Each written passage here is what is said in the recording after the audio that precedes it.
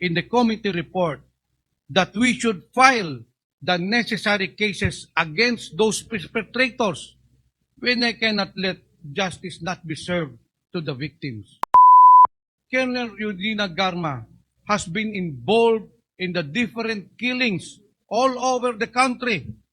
In fact, Mr. Chair, si Colonel Garma, nung unang pagdinig pa lang natin, involved na po siya doon sa pagpatay ng 3 Chinese drug lords. Nung si Colonel Garma din ay na-assign doon sa Cebu City, there were 198 killings as recorded and as reported by Mayor Tommy Esmeña. Klarong-klaro po na ang mastermind ng pagpatay kay General Baryoyoga walang iba po kung hindi si Colonel Garma in cooperation, in cahoots with Colonel Leonardo. Colonel Garma is a woman disguised as a meek lamb, but deep inside her, she is a ruthless killer, killing without mercy innocent people, killing without remorse innocent victims, especially on the war on drugs. I appeal that we should include in the committee report to file murder charges against Colonel Garma and Colonel Leonardo. Mr. Chair, yung nakita po ninyong may video ngayon, lalo na doon sa mga nandito, yung po ay pangyayari noong July 30, 2020, kung saan pinaslang si Attorney Wesley Barayuga. Mamaya, ikikwento ko po sa inyo or i-establish po natin, pero base sa salaysay niya, para masigurado natin sino ang nagpapatay, binanggit na kanina ni Colonel Mendoza, at ang pinaka-importante sa lahat, klaklaruin po natin kung bakit pinapatay ni Colonel Garma si Attorney Wesley Barayuga. So kung mararapatin mo lang, Colonel Mendoza, para mas maliwanagan talaga ang lahat, isa-isahin po natin yung sinumpang salaysay mo. Sinabi mo sa paragraph 2, noong October 2019, nakatanggap ka ng tawag kay Police Colonel Edelberto Leonardo. Bakit kilala mo itong si Colonel Leonardo? Kasi po dati po akong Regional Drug Enforcement Unit ng NCRPO sa panahon po ni former Chief PNP Camilo Cascolan, sir. So na-assign ka sa kanya? Sa Opo, at lahat po ng RDEO chief before, may contact po sa kanya. So kilala mong personal itong si Colonel Leonardo? Opo. Nandito po ba si Colonel Leonardo sa kwartong ito? Pwede mo bang ituro? Andito si Police Colonel Gilberto Leonardo? Opo. Pwede mo Katabi po ituro? ni Sir Patay. So Mr. Chair, the resource Mr. Chair, person. pakitayo nga at pakituro mo si Colonel Leonardo. Mr. Chair, clearly the resource person has identified Police Colonel Leonardo in accordance with the affidavit. Nung tumawag sa iyo si Colonel Leonardo noong October 2019, anong sinabi sa iyo? Ayun nga po, sabi niya may pakiusap siya kung pwede tulungan ko raw siya sa isang project na to kasi high value target daw po. Ang Pero sinabi wala. niya sa iyo, nagpapatulong siya para sa isang malaking operasyon, sa isang high value target. Opo. Sa pagkakaintindi mo, nung sinabi sa iyo na pinakiusapan ka, ano ba ang ibig sabihin ng operasyon?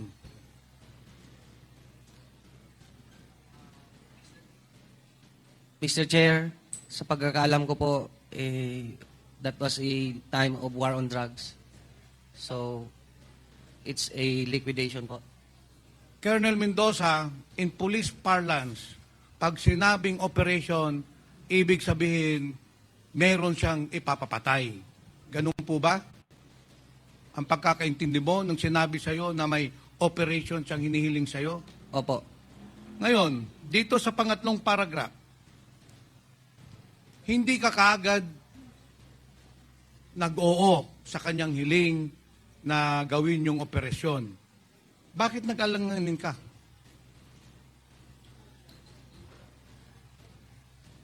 Sir, wala na po ako sa RDO kasi noon, sir, eh. So hindi ko muna sumagot kay Colonel Leonardo na Opo, gagawin mo.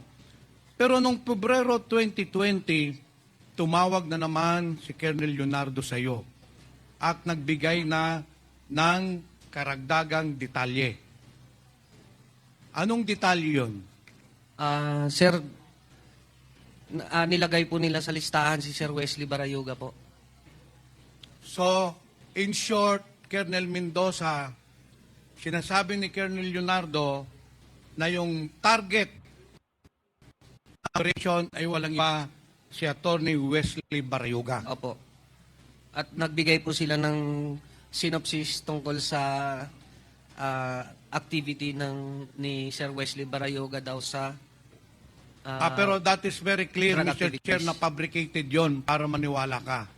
Kilala mo ba si Wesley Barayuga? Anong time na yun po? Hindi pa po. Nung February 2020 po. Hindi ko siya, naririnig ko siya sa ano, sir, kasi secretary siya ng ano, sir, ng PCSO, sir. Mr. Chair, yung binabanggit po ni Colonel Mendoza na sa pag-uutos ni Colonel Leonardo, si Attorney Wesley Barayuga po, for the information of everyone, is a retired police general, PMA Matikas Class 83. He was the corporate board secretary of PCSO. He assumed his position on January 24, 2018 until his death on July 30, 2020.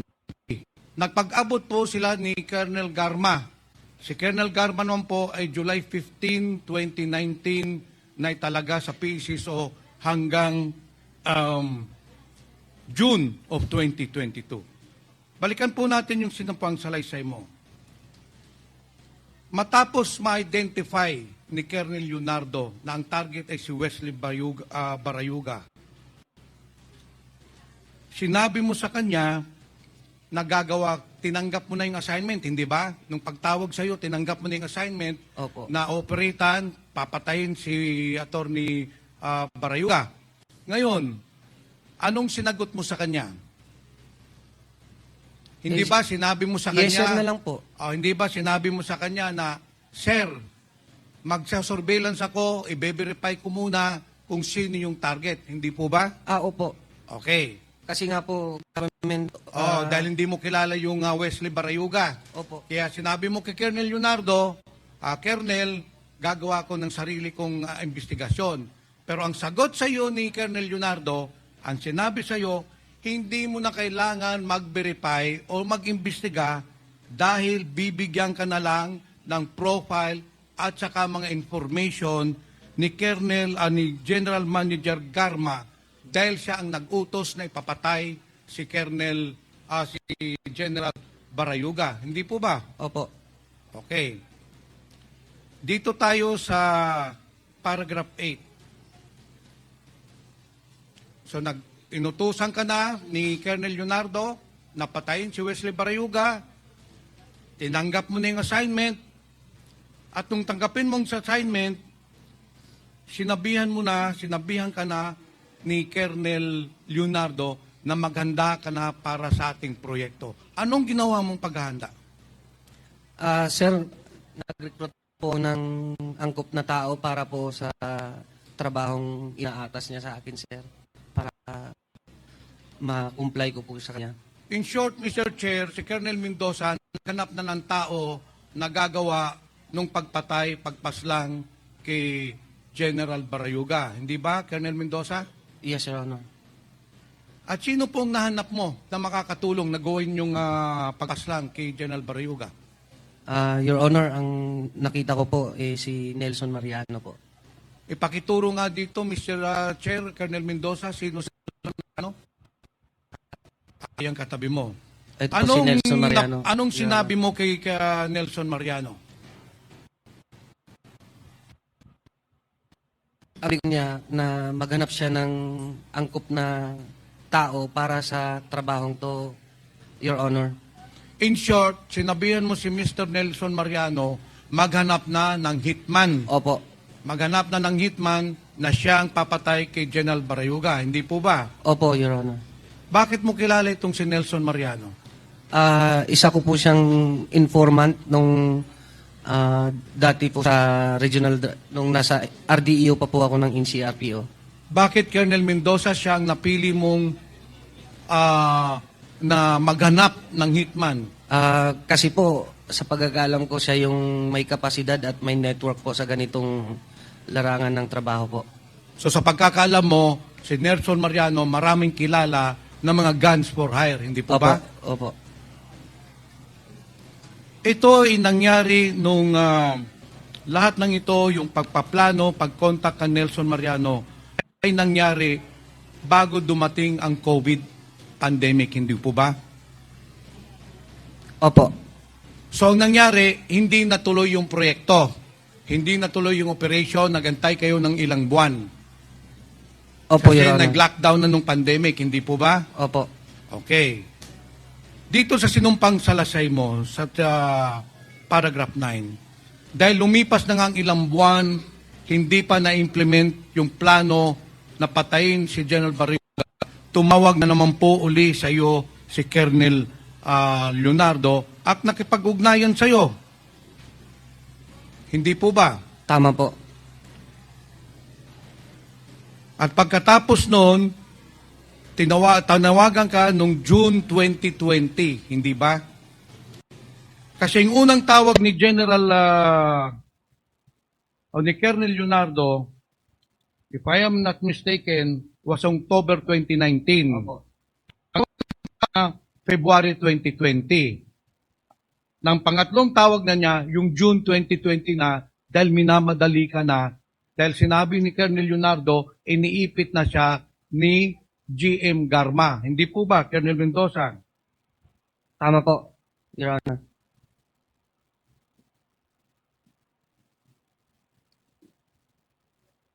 Ngayon, nung nakontak mo na si Colonel Nelson Mariano, tumawag uli sa iyo si Colonel Leonardo at sinabihan ka na may isang taong nagngangalang Tox na tatawag sa iyo, hindi ba?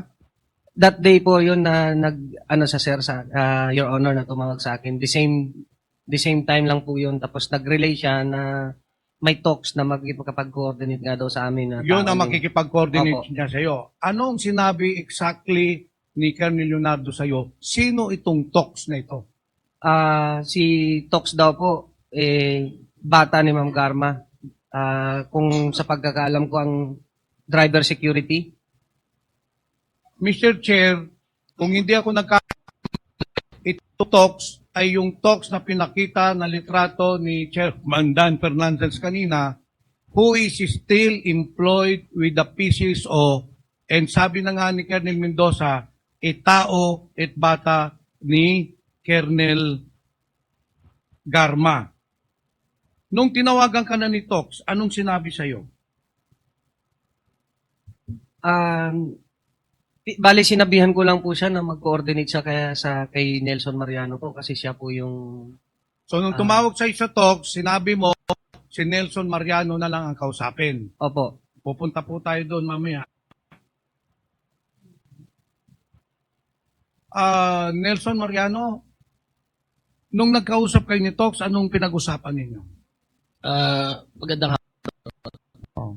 binibigay niya po sa akin yung mga impormasyon, lahat ng detalye, sasakyan, at oras ng paglabas ni General Barayuga. So in short, binigay sa iyo ni Colonel Leonardo lahat ng information, whereabouts ni General Barayuga. Ang nagbigay po si Tox. Si Tox na ang nagbigay. Ngayon, sa paragraph 12, Colonel Mendoza, nagkausap kayo ni Nelson Mariano at sinabihan kang nakahanap na siya ng hitman. Ano ang pangalan ng hitman na nahanap niya? Ang sabi ni Nelson, alias Luloy daw po. Alias Loloy. Opo. Ano naman ang sinabi ni Colonel Leonardo sa iyo, magkanong ibabayad doon sa hitman na si Loloy? 300,000 daw po galing kay Ma'am Garma. So very clear na sinabi niya yung 300 piso na ibabayad kay Loloy na yun ang papatay kay kay General Barayuga ay manggagaling kay Colonel Garma. Yung po ba? Opo, Your Honor. Mr. Chair, the plan was set from the very beginning.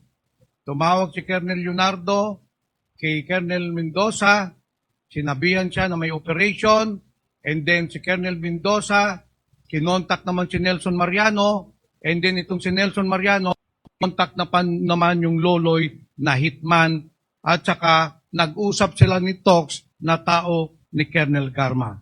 And then on July 30, 2020, nangyari na po yung pagpatay o pagpaslang kay General Barayuga, kung saan nakita po natin sa video, 2 beses na po pinalabas.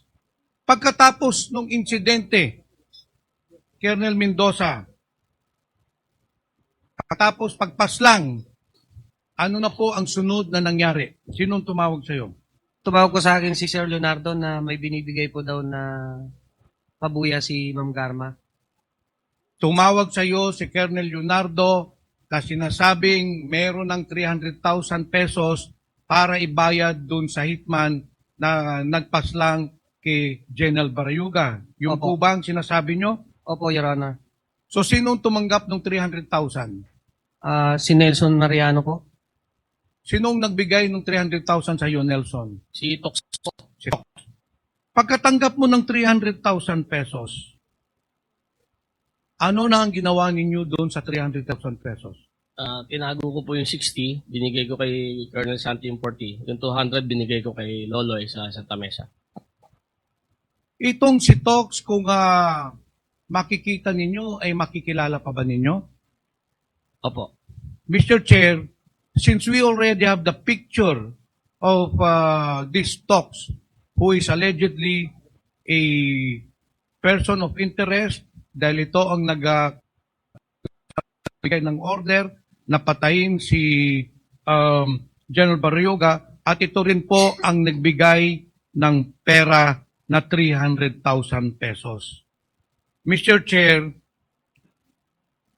I just would like to point out that at the time that General Barayuga was killed, there was an ongoing investigation by NBI regarding corruption in PSSO, most specifically in the operations of STL, Small Town Lottery.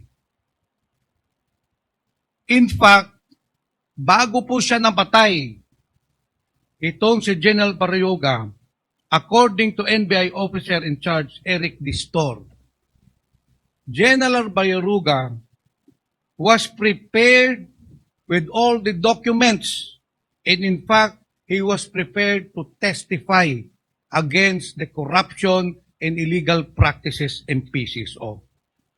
Yung po ang motive, bakit po pinatay si General Barayuga.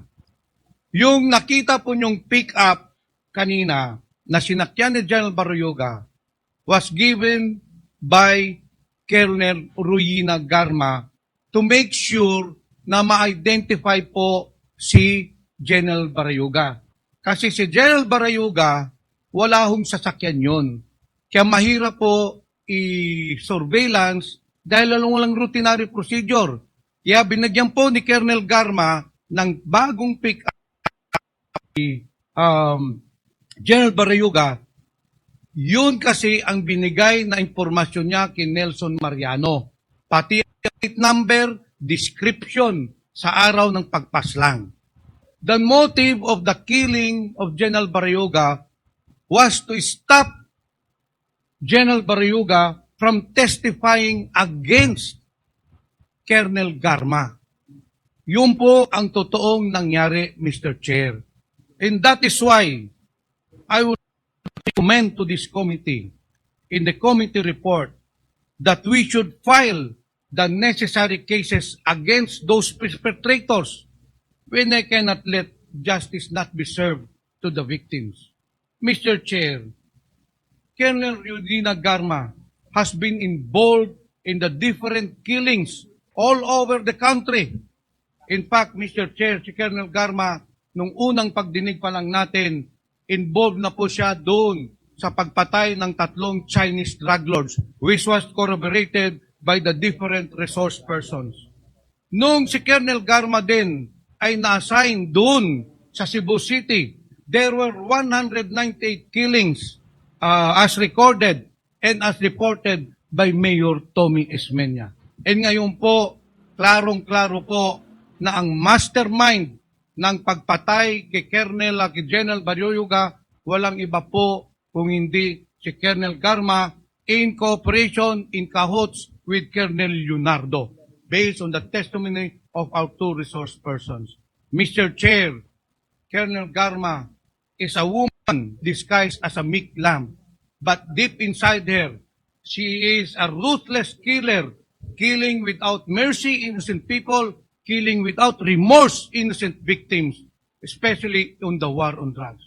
Kaya, Mr. Chair, I appeal that we should include in the committee report to file murder charges against Colonel Garma and Colonel Leonardo. Thank you, Mr. Chair. Thank you, Congressman Pimentel. The manifestation of Congressman Pimentel will be noted and his recommendations will be taken in and be written in the committee report once the committee terminates its hearing. So the next...